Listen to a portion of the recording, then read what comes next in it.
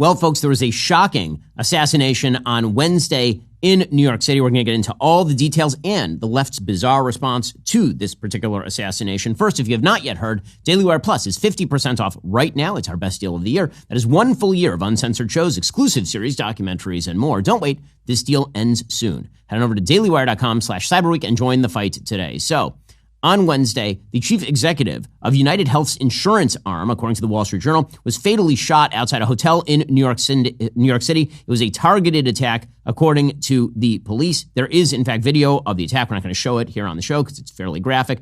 This obviously appears to be a professional hit. The person who was killed, again, his name was Brian Thompson, who's the CEO of UnitedHealth. He is walking past the shooter. The shooter seems to emerge from the shadows, shoots him again, calmly, walks by him and appears to shoot him a third time. The suspect has not yet been identified, fled on foot after the shooting outside a Hilton hotel in Midtown Manhattan around 6:45 a.m. Apparently, the suspect rode an e-bike to Central Park, and that's the last place that the suspect was seen. Police said that this was obviously a planned attack. They don't actually know why. Here is Police Commissioner Jessica Tisch explaining this was not, in fact, a random act of violence. This does not appear to be a random act of violence. The victim was in New York City to speak at an investor conference. It appears the suspect was lying in wait for several minutes. And as the victim was walking to the conference hotel, the suspect approached from behind and fired several rounds, striking the victim at least once in the back and at least once in the right calf. I want to be clear. At this time, every indication is that this was a premeditated, pre-planned, targeted attack. And clearly it wasn't a robbery because the guy didn't even rifle the body. Apparently the gun jammed. You can actually see this happen in the video. The gun jams during the attack, and the shooter then proceeds to rack the slide in order to clear the jams. This is somebody who knew what they were doing, at least on a very basic level. And apparently if you can just get away with it, then, this person had this planned out pretty well. Apparently, Paulette Thompson, his wife, told NBC News there had been some threats against Brian Thompson.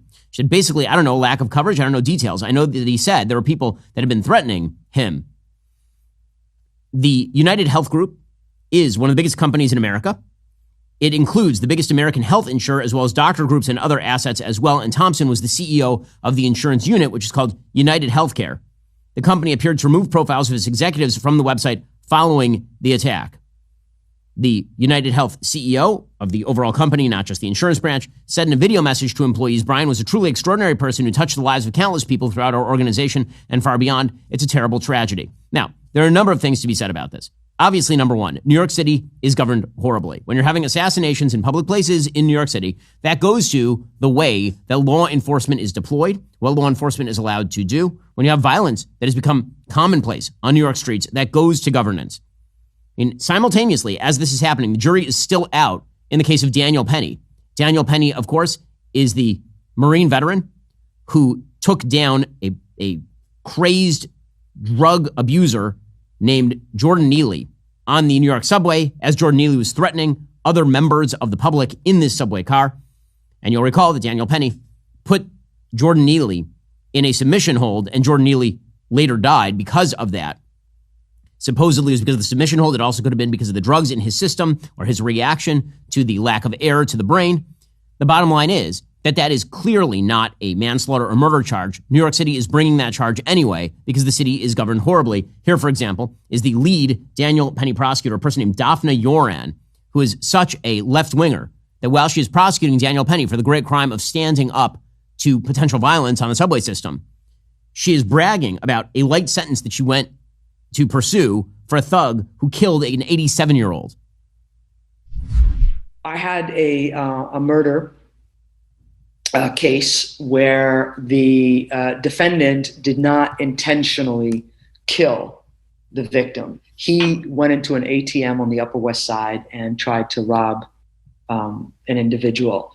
Unfortunately, it was an older individual. He was 86, and in the course of the robbery, he fell to the ground, and as a result, he died.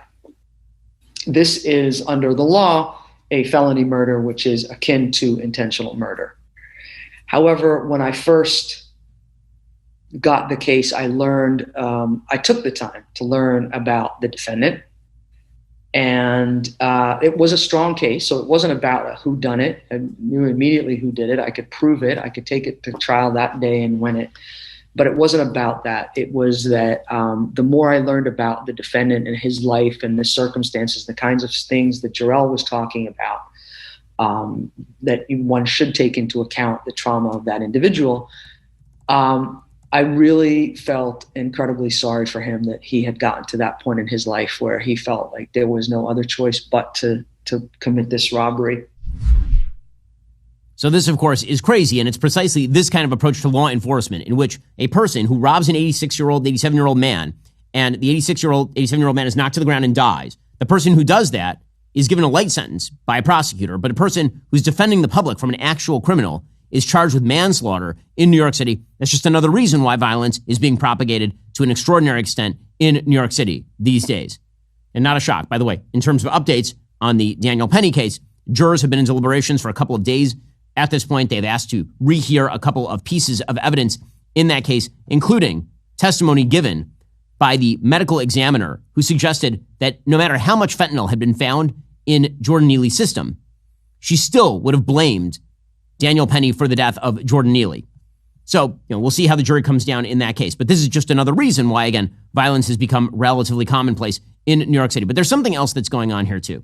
And that is the left-wing reaction to the murder of Brian Thompson. So there's a person whose name is Anthony Zankis. Anthony Zankis is apparently a professor at Columbia, Anthony Zankis. And this person, again, amazing, this person teaches at Columbia and calls himself a trauma expert, anti-violence, commie.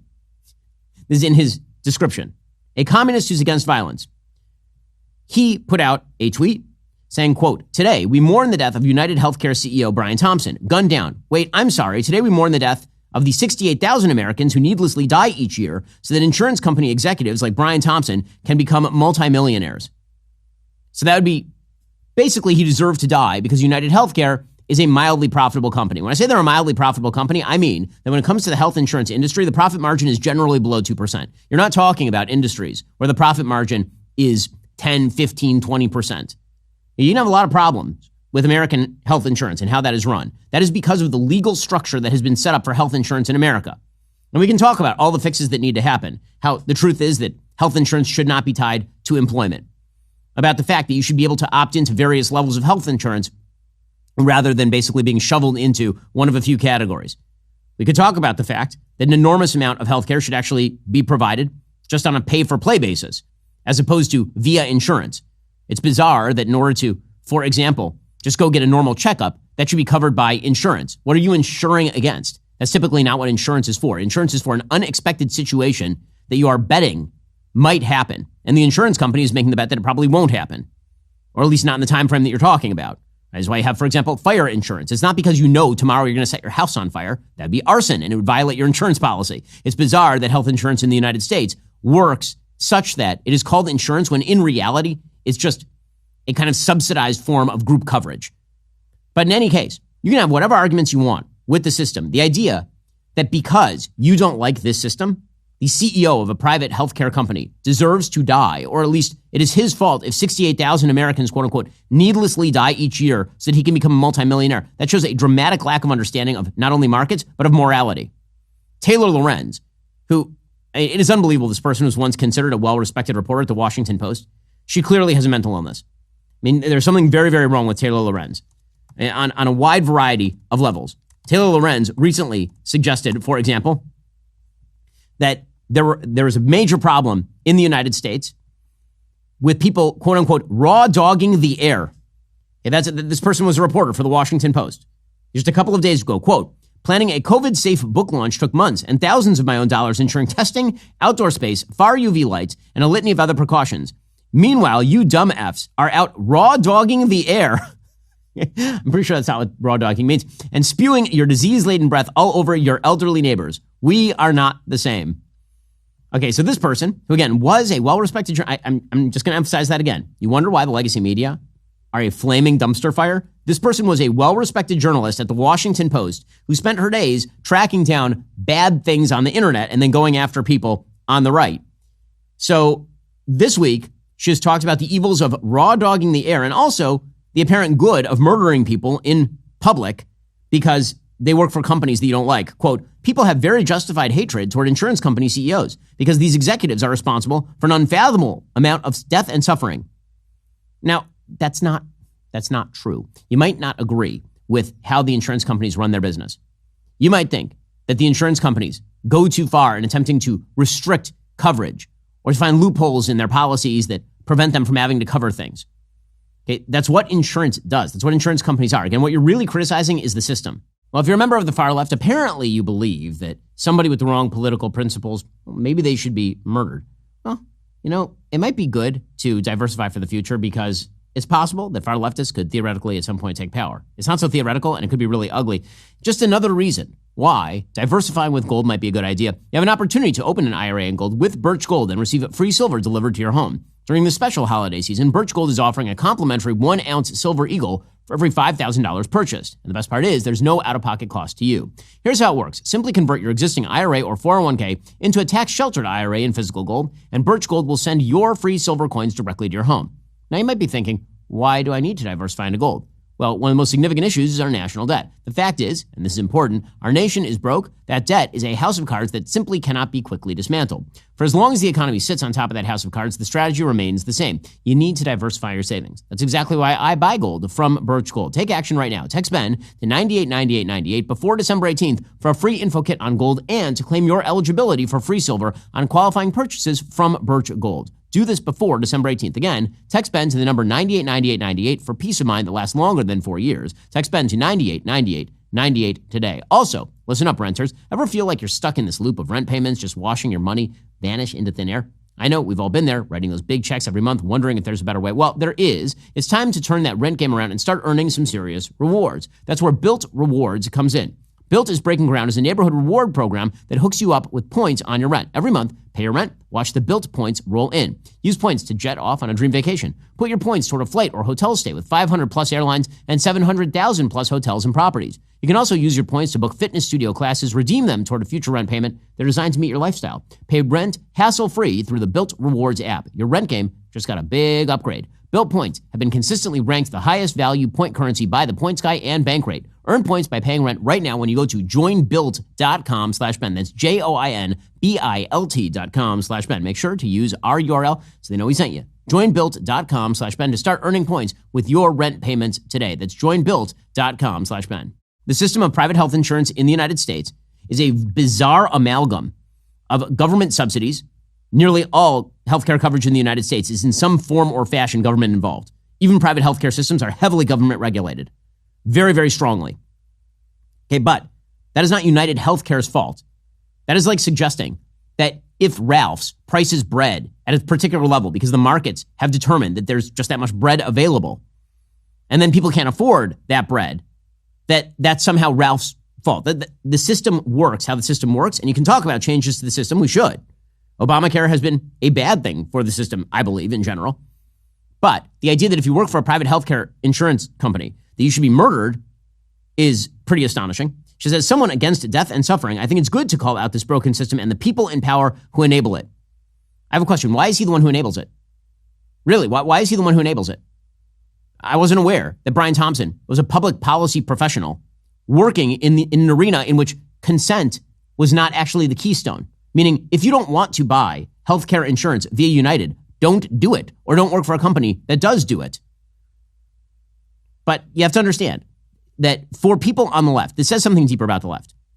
Okay, here's the deeper thing it says about the far left. And it's a reason why there is a Venn diagram that looks like a circle between people who are fine with Brian Thompson getting murdered on the street and people who are pro-Hamas. Like, it's an actual circle. Why? Because the baseline belief of the left's system these days, at least the far left, is that if you are working within a system that they have deemed morally inferior, you deserve to die. You do. And if someone kills you, well, you probably had it coming. I can only imagine that's why Taylor Lorenz has spent the rest of the day putting out posts at Blue Sky, which is this dumb alternative to Twitter, in which she actually posts like the pictures of other healthcare CEOs.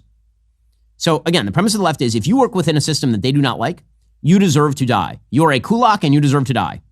If you work within a system that they deem morally praiseworthy, or you're a member of a quote unquote morally praiseworthy group, you can literally do anything. So if your grievance is, in the view of the left, in any way legitimate, then you can do anything.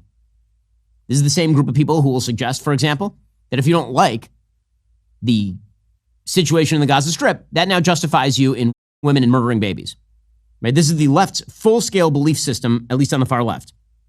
And this is a perfect example of it playing out. Now, what's amazing about this is that the way that the left adjudicates whether a system is morally praiseworthy or morally blameworthy is not, in fact, based on a utilitarian calculus.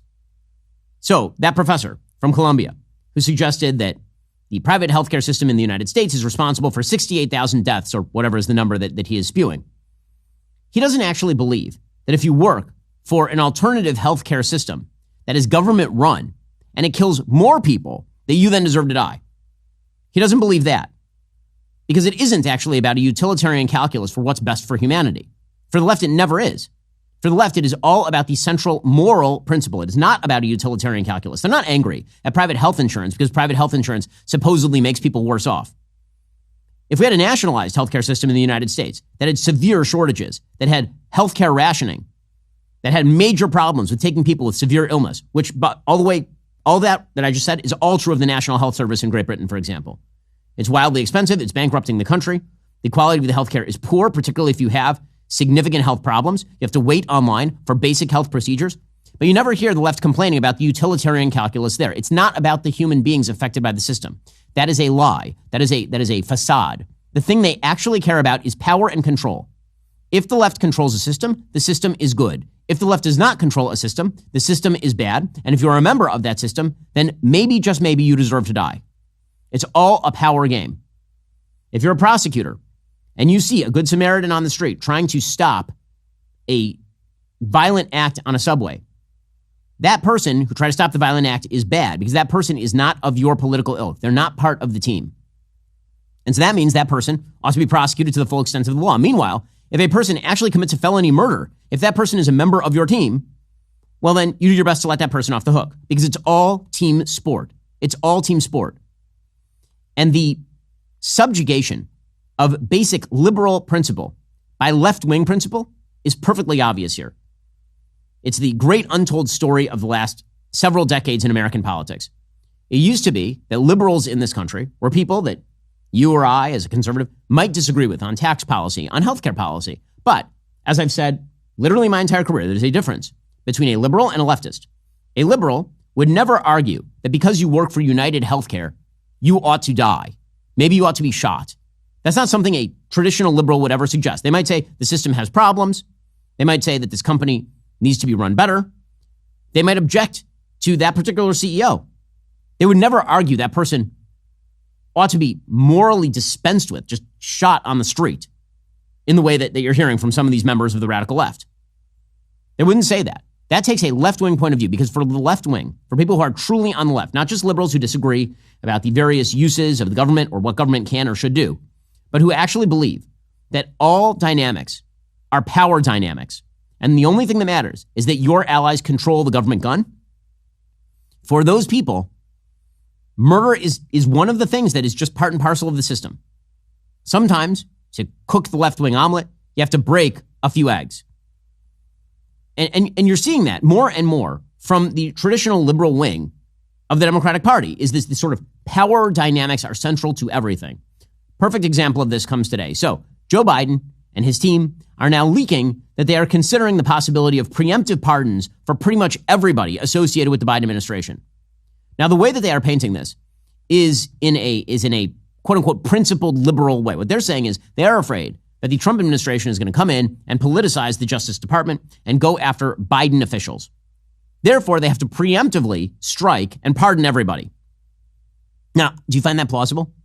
I don't find that particularly plausible. The reason I don't find that plausible is because it was the left wing of the Democratic Party that decided that now that they had power, they were going to initiate prosecutions of pretty much everybody they didn't like, ranging from Donald Trump directly to pro-lifers who are protesting in unapproved places, to other members of conservative constituencies, like school board members, who they didn't particularly like parents.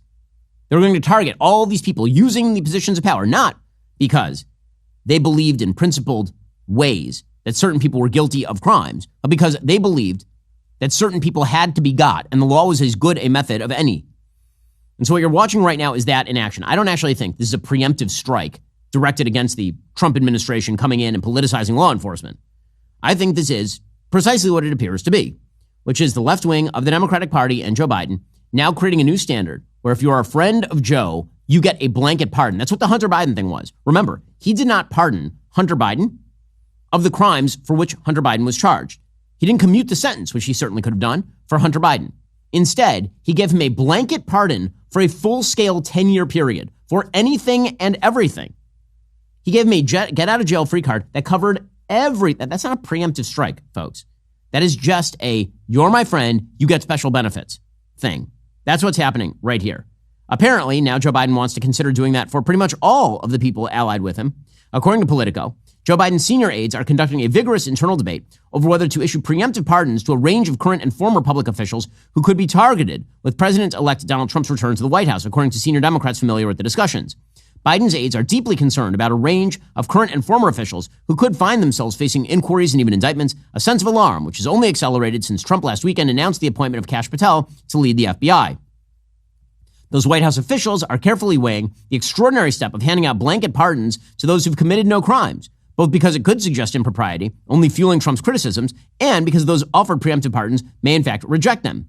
So who exactly are they worried about? Well, they might give a preemptive blanket pardon for all possible crimes on the federal level to Senator-elect Adam Schiff from California, as well as former GOP Representative Liz Cheney of Wyoming.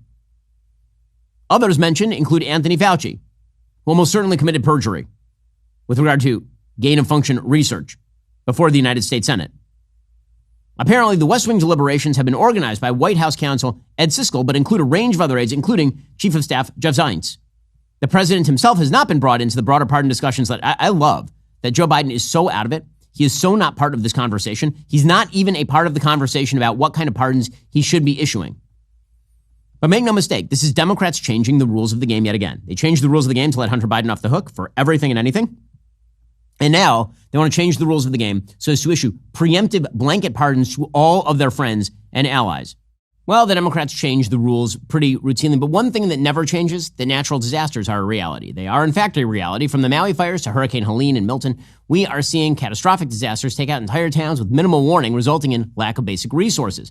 I get we're all wired to think it can't happen here, and then in a blink, you might be in survival mode. Being prepared in advance is your best defense against the unexpected. The wellness company's emergency kits completely remove the gatekeeper and subside panic by providing you with a personalized mini pharmacy in the convenience of your own home. Bacterial infections, staph, bite wounds, UTIs, strep throat, respiratory illnesses. You no longer have to be at the mercy of someone else to help you. You keep a fire extinguisher handy in case of a fire, right? Well, it's probably a good idea to have some basic medicines handy in the event you need them. Same mindset, different product. My wife loves this, by the way, as a doctor. Getting an emergency kit is fully digital, all from the convenience of your couch. You fill out an intake form, a pharmacist reviews and approves it, and then you receive the kits in 2 weeks. The medical board-approved guidebook tells you exactly what to do. This is preparedness simplified. Invest in your family's self-managed insurance plan. Go to urgentcarekit.com/Ben. Use promo code Ben. Save $60 plus get free shipping. USA residents only. That's urgentcarekit.com/Ben to save $60. urgentcarekit.com/Ben. Also, this Christmas, as we celebrate the gift of life, you have an opportunity to share that same gift with a mother and her baby. Imagine a young woman facing an unplanned pregnancy, feeling alone, unsure what to do. She's searching for hope. That's where Preborn Ministries comes in. When Valeria found out she was pregnant, she was beyond terrified. She'd often dreamt of being a young mom, but as a Christian and single, she now felt overwhelmed by shame and was seriously considering abortion. Valeria began the search for an abortion. It was upon that search she called a nurse at Preborn Network Clinic, who walked her through her options, including the true reality of ending a baby's life with the abortion pill. When she heard that, she knew she couldn't end her child's life. Valeria chose life. She now has a beautiful baby girl. This Christmas, for just $28, you can help save a life, and thanks to a special matching grant, your gift is doubled. Just $28 provides 1 ultrasound, $140 sponsors 5. That means your $140 gift becomes $280, potentially helping 10 moms and their unborn kids. To donate, dial pound 250, say baby. That's pound 250 baby, or visit preborn.com/Ben. All gifts are tax deductible, and Preborn has a 4-star charity rating. Preborn.com/Ben. So I have a question. Where are the members of the left standing up to this? They certainly should. They certainly should. To their credit, some of them actually are. Team Obama, actually, some members of Team Obama are upset about this. That makes sense because Team Obama and Team Biden don't get along. So I don't know how much of this is principled and how much of this is the enemy of my enemy is my friend kind of stuff. But in any case, here, for example, was Tommy Vietor of Pod Save America ripping into Joe Biden for the Hunter Biden pardon. Everyone looks stupid. Everyone looks like they're full of shit. And Republicans are going to use this to argue that it was politics as usual when Democrats warned about Trump's corruption or threat to the rule of law or, the threat to democracy. And I think that's the piece of this I am most frustrated with, which is Joe Biden looking like a typical lying politician. And I think that leads to a cynical feeling that all politicians are bad and they're all the same and that this is just par for the course. Hunter's pardon is expansive here. It goes back a decade. So the right wingers, I listened to Ben Shapiro this morning, they're all saying what this shows is that Joe Biden was in on the take the whole time, that he was getting money from Hunter's business dealings because he pardoned this decade's worth of time. And now I think Joe Biden damaged his own reputation in service of doing something understandable on a human level for his son. And he also damage the Democratic Party's reputation. And the question I have is Hunter the only one getting saved here? Okay, well, look, that last part there is the part that's amazing. Is Hunter the only one getting saved here? Is the implication that everybody should get saved? From what? For what crimes? Again, the Democratic argument is going to be, we have to use this nuclear option because otherwise Trump is going to use his nuclear option. Or maybe there's something else going on here, which is if you've got the power and you're a Democrat, you wield it no matter what. And that seems to be the order of the day. That seems to be the rule of the day. Again, Democrats were perfectly willing to kill the filibuster if they had won the Senate. If they had won the Senate and the presidency, they would have killed the filibuster. They made no bones about this. For them, power is merely a tool. For people who are normal in politics, normal liberals, normal conservatives, the powers of the government don't change based on who's in power. It is only for what purpose those powers are used. One of the ways that you can tell whether somebody is a postmodernist in their politics is whether they believe that the powers delegated to the federal government expand based on who is in control of the government. If it's us, I get to expand my power radically. If it's them, I restrict the power radically. That is a problem. It is a real problem in American politics. It's a real problem in global politics as well. It turns out there's still a standard of right and wrong when it comes to this sort of stuff. But increasingly, when it comes to the liberal wing of the Democratic Party, that is no longer the case. Liberals are being supplanted by the leftists. In fact, Sean Penn, who is, as we all know, a fool, he praised Hunter Biden. He called him one of the finest people I know. And he urged Joe Biden to squeeze in more pardons.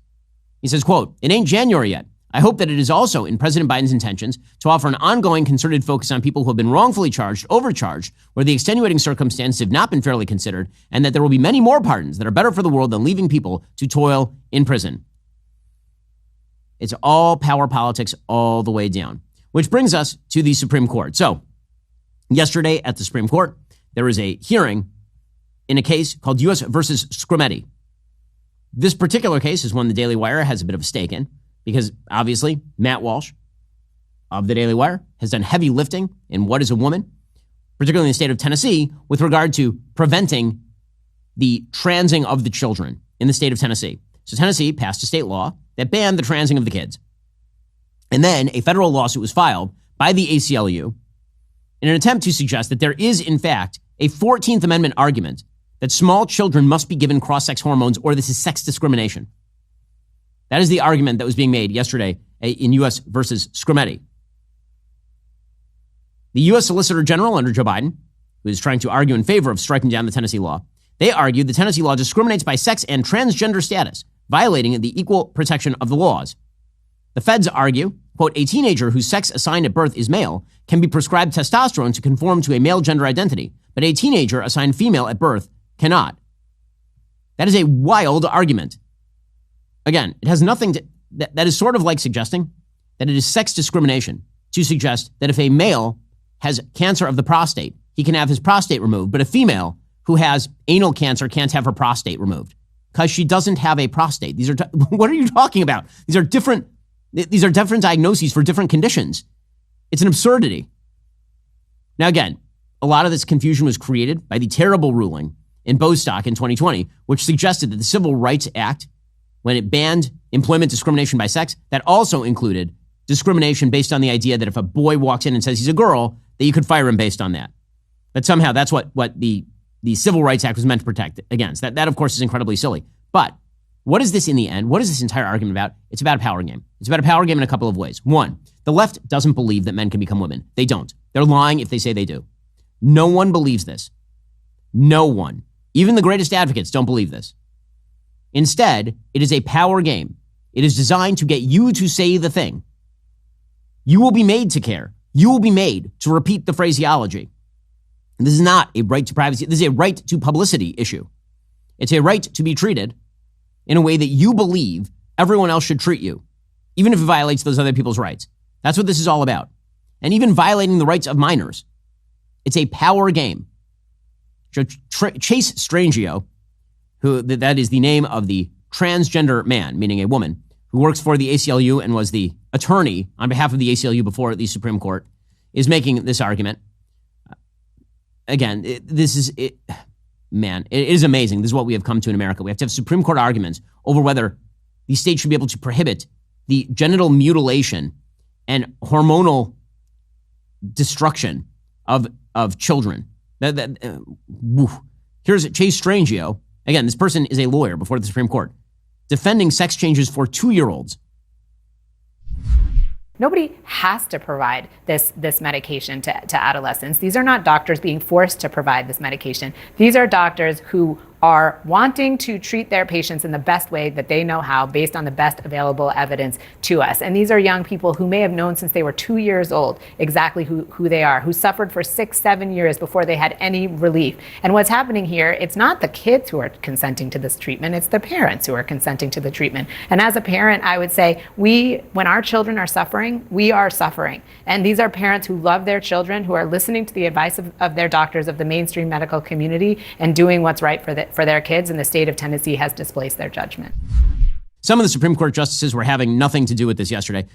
The audio is available from Supreme Court hearings, but the video is not. That's just the way that it works over there. Justice Samuel Alito asked some pretty basic questions that destroyed the government's case. He asked, for example, about whether sex changes reduce suicide, because the data show that they do not, actually, which is the chief argument that has been used by the state as well as by trans advocates to argue for why children should be given these sorts of horrific, barbaric treatments. So he says, well, where's the data that shows that these treatments actually reduce suicidal ideation? And the answer is there are none. On page 195 of the Cass report, it says, there is no evidence that gender affirmative treatments reduce suicide. What I think that is referring to is there is no evidence in the studies that this treatment reduces completed suicide. And the reason for that is completed suicide, thankfully and admittedly, is rare, and we're talking about a very small population of individuals with studies that don't necessarily have completed suicides within them. However, there are multiple studies, long-term longitudinal studies, that do show that there is a reduction in suicidality, which I think is a positive outcome to this treatment. Okay, so that would be a distinction without much of a difference there from Chase Strangio and trying to split hairs. The reality is that the data don't exist on this point at all. Alito then went further and fully destroyed the entire logic. He pointed out that the 14th Amendment is meant to prevent discrimination on the basis of immutable characteristic. Immutable characteristic would be like race. You can't, if you're a black person, you can't become a white person. You're still going to be black no matter how many times you say you're white. He says, well, when it comes to gender, that's clearly not an immutable characteristic under the 14th Amendment. Are there individuals who are born male, assigned male at birth, who at one point identify as female, but then later come to identify as male, and likewise for individuals who are assigned female at birth, at some point identify as female, identify as male, but later come to identify as female? Are there not such people? There are such people. I agree with that, Justice. So it's not an immutable characteristic, is it? Well, duh. Of course it's not an immutable characteristic, but this argument was never about the principle of the matter. Ever. It's all about a power game in which the entire body politic, and in fact all of humanity, is forced to abide by a false construction of reality because that's what the left wants. The left wishes that humanity were all a bunch of interchangeable widgets that they could mold at will. And if that's not true, we'll just pretend that it's true. And we will mutilate kids in order to accomplish this. That is the logic of the left on these issues. I mean, Sonia Sotomayor, who is by far the dumbest person on the Supreme Court of the United States. There's some other candidates, but Sonia Sotomayor is unique in her level of stupidity on the Supreme Court. Yesterday, she compared the hormonal treatment of teenagers and pre-teenagers to them having aspirin. They cannot eliminate the risk of detransitioners, so it becomes a pure exercise of weighing benefits versus risk. And the question of how many minors have to have their bodies irreparably harmed for unproven benefits is one that is best left. I'm sorry, Counselor. Every medical treatment has a risk, even taking aspirin. There is always going to be a percentage of the population under any medical treatment that's going to suffer a harm. Okay, so you're now comparing, Sonia Sotomayor, taking aspirin to having your genitals chopped off as a 15-year-old, your breasts chopped off. Well, she's neither a good doctor nor a good lawyer, as it turns out. All right, in just a second, we'll bring you the updates on the possible nomination of Pete Hegseth for Secretary of Defense. I say possible because it seems to be a little bit fraught lately. First, only a few days left to join the fight and save 50%. If you've ever thought about joining Daily Wire Plus, now would be the time. Right now, new annual memberships are half price. It is our best deal of the year. That is one full year of uncensored daily shows with limited ads, groundbreaking documentaries, and hit movies like Am I Racist? Series including Dr. Jordan B. Peterson's The Gospels, along with our entire entertainment catalog. Plus, you get unlimited access to MentKey, our kids app packed with content that reflects your values. Already a member? Give the gift of Daily Wire Plus this holiday season at 50% off. This deal ends soon. Go to dailywire.com/cyberweek right now and join the fight. Meanwhile, hot controversy over Pete Hegseth, Donald Trump's pick for Secretary of Defense. Now, he is defending himself as well. He should. An enormous amount of material that is now being submitted into the public spaces about Pete Hegseth, about alleged drunkenness or alleged improprieties with women, is being done anonymously. Virtually no one is willing to go on the record about Pete Hegseth. And this is supposed to scuttle him. That's ridiculous. And that's ridiculous. You have to have a higher burden of proof than anonymous sources say. Somebody needs to make the accusation so that the particulars can either be rebutted or not.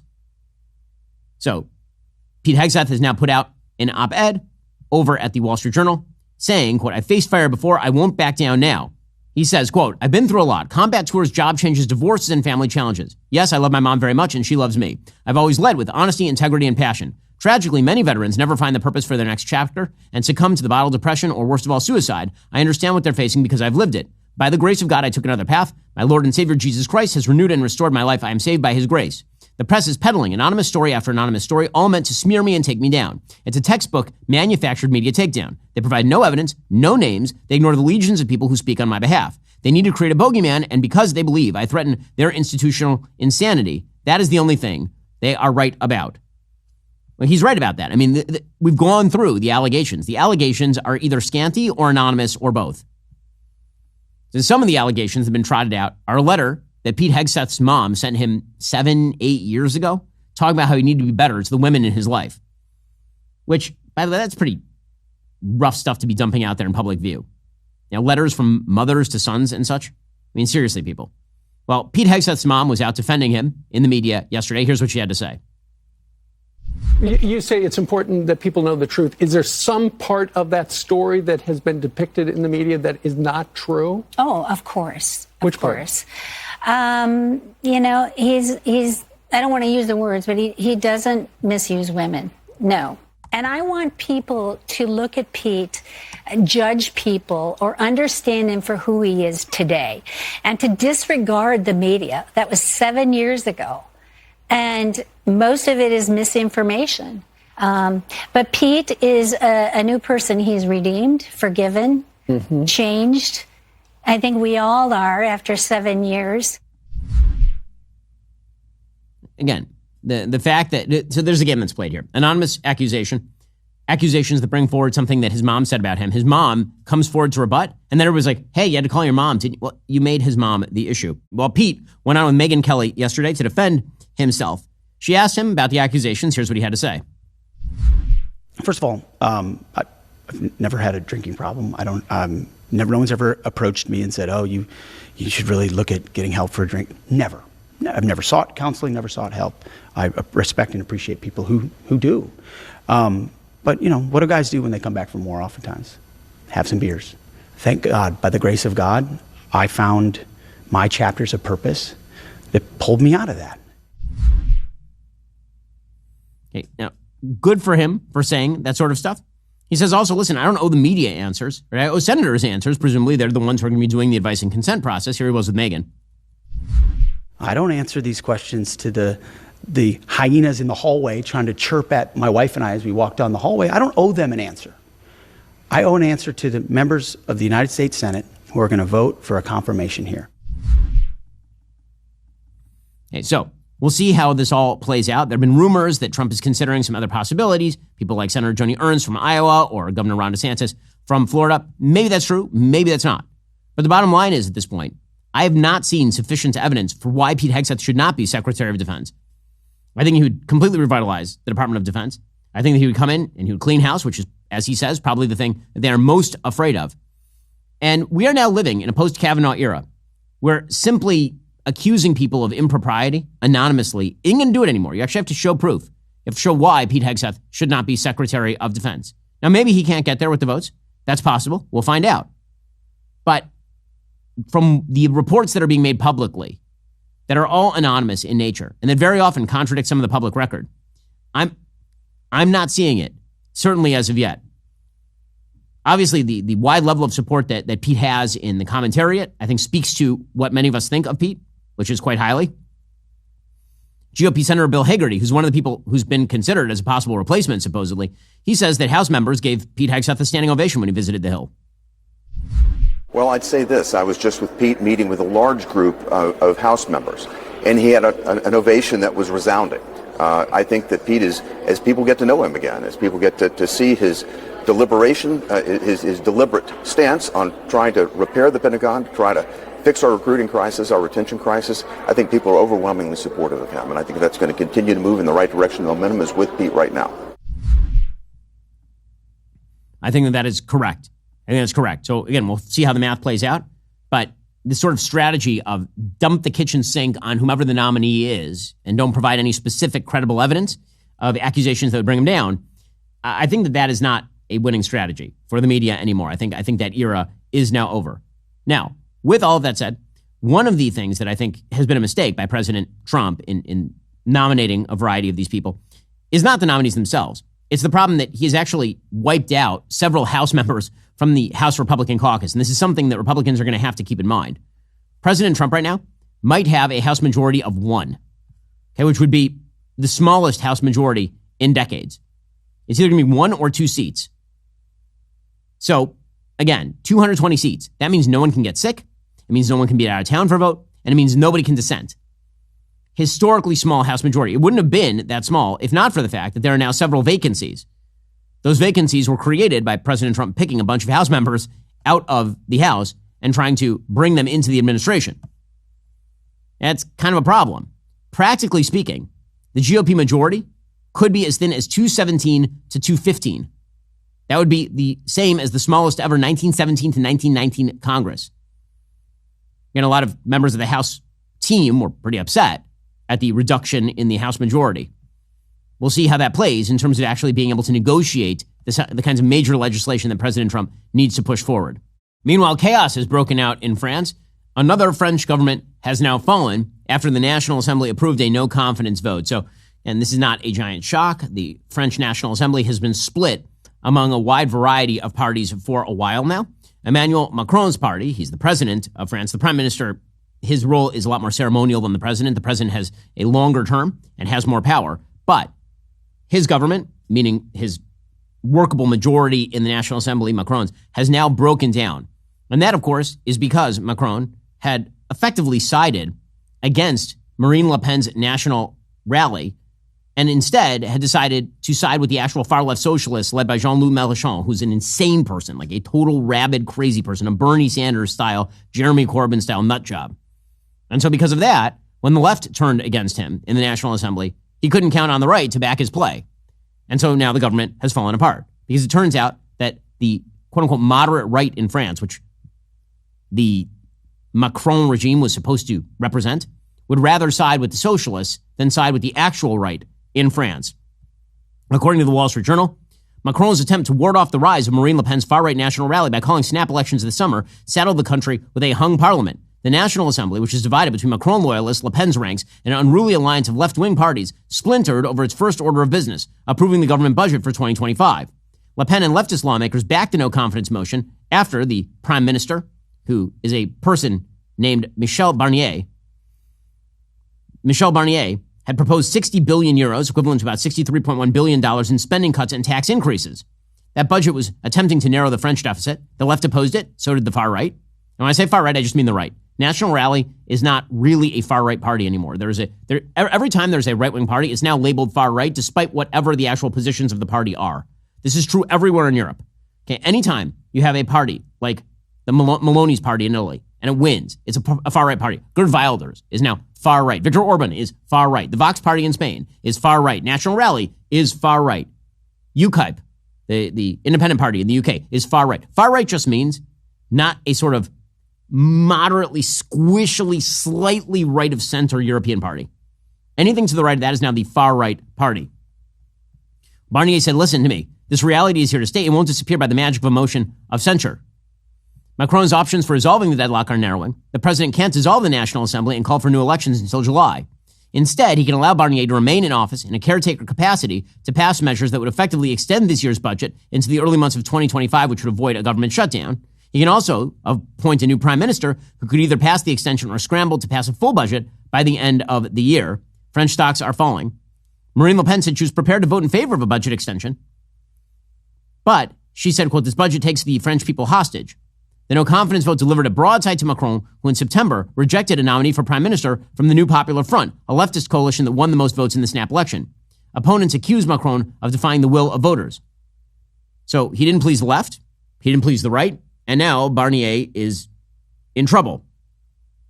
In choosing Barnier, Macron relied on an eminence grise from the conservative Les Républicains party that had similar pro-business stance to Macron's ranks, but that fared poorly in the election. So again, he's trying to paper over the fact that the right in France is picking up steam. He desperately tried to avoid allying himself with Le Pen, which he certainly could have done. And instead, he allied himself with the far left, and it turns out the alligator always eats you, if not last, maybe first in this particular case.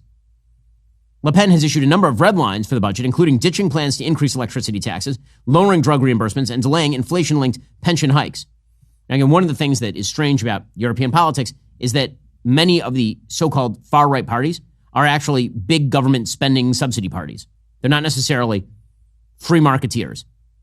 Hey, with that said, Macron has been unable to cobble together a coalition to support him for years at this point. And Marine Le Pen is the big winner in all of this. As the Wall Street Journal's opinion page points out, Andrew Hammond writing, he says, the country's economic outlook is ugly. France's borrowing costs hit an approximately 12-year high against those of Germany. But the current chaos has more to do with the political weakness of Macron. The trigger for the removal was the budget proposals to try to reduce France's huge fiscal deficit, which has grown under Macron. Attempts to address this, however, have met with huge political opposition from both the left and the right. There's no immediate solution. The European Union is going to face a rough year in 2025. And again, those political problems are stemming from Macron's weakness. It is increasingly Marine Le Pen, an ally of President-elect Trump, who is calling the political shots. It was Le Pen who decided to pull the plug on Barnier's government. One reason she may have decided to roll the political dice is that she faces judgment this spring in another corruption trial. Again, the use of law enforcement all over the world to target people on the right is really an amazing thing. I mean, truly, it's Marine Le Pen in France. It's happening in South Korea, maybe not. It is happening certainly in Hungary. It is happening in Brazil. It is happening in the United States. It is happening in Israel. If Le Pen were to be found guilty, she could be barred from elected office for up to 5 years, which would thwart a 2027 election bid. So Le Pen might be trying to force an early presidential poll. But right now, the most likely scenario in France remains that Macron will limp along until 2027, possibly in a period of so-called cohabitation with the government, not of his political colors. But maybe he'll resign, the same way that Charles de Gaulle did back in 1969. Bottom line is Macron does not represent the French people. That is being made clear each and every day in France. Folks, we'll get to more in a second. First, I want to remind you, I was actually in Argentina, in Buenos Aires yesterday, talking about free markets versus socialism. You can view the whole speech from CPAC Argentina. I think it's a pretty solid disquisition on why free markets matter, why socialism is evil. You can view that over at my Twitter account. All right, guys, coming up, we'll bring you the updates from South Korea, where after the South Korean president tried to declare martial law, it now appears he's likely to be impeached. If you're not a member, become a member. Use code Shapiro at checkout for 2 months free on all annual plans. Click that link in the description and join us.